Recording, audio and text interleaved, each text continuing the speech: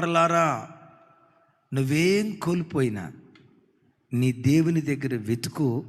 ఆయన దగ్గర వెతికితే నీవు కోల్పోయిన ప్రతిదీ నీ దేవుని యొద్ద నిశ్చయంగా నీకు దొరుకుతుంది. చెప్పేదేదో పెద్దగా చెప్పండి, గట్టిగా చెప్తాం ఆమేన్. నువ్వు కోల్పోయింది ఏదైనా, what ever it may be, నువ్వు కోల్పోయింది ఏదైనా నిశ్చయంగా నువ్వు కోల్పోయిన ప్రతిదీ నీ దేవుని దగ్గర దొరుకుతుంది అన్న సంగతిని వెరిగి నీ దేవుని దగ్గర వెతకటం ప్రారంభించు. సహజంగా మనిషి ఎప్పుడు తనకు సమీపంగా ఉన్న దేవుని వదిలిపెట్టి ఎక్కడెక్కడో వెతకటం, ఎక్కడెక్కడో ఎవరెవరి దగ్గరో వెతకటం ప్రారంభిస్తాడు. నీవు ఆరాధించే యేసయ్య, నేను ప్రకటించే యేసయ్య ఉన్నారే అమ్మా, ఈయన పరలోకంలో ఉన్న దేవుడు మాత్రమే కాదు. ఈ దేవుడు ఎవరో తెలుసా? నిజముగా మొరపెట్టు వారికి సమీపాన ఉండే దేవుడు. ఎంత సమీపంగా ఉంటాడో చెప్పమంటారా? నువ్వు తలకు నూనె రాసుకున్నప్పుడు నీ తల వెంట్రుకలకు నూనె ఎలా అంటుకొని ఉంటుందో అంత దగ్గరగా ఈ దేవుడు నీకుంటాడు.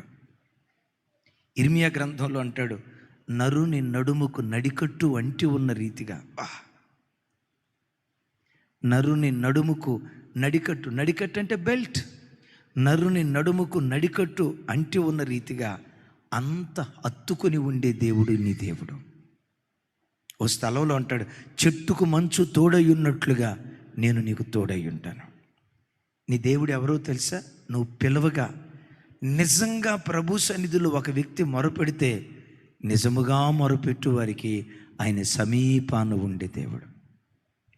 నాతో సహా మనం ఎంత మంచివాళ్ళం అంటే, ఎతకాల్సిన చోట అంతా వెతికి, తిరగాల్సిన చోట అంతా తిరిగి, లోకంలో పట్టుకోవాల్సిన కాళ్ళన్నీ పట్టుకొని, దండం పెట్టాల్సిన చోట దండం పెట్టి, పట్టుకోవాల్సిన గడ్డాలన్నీ పట్టుకొని అప్పుడు ముగింపులో వస్తాం. ఎక్కడికి?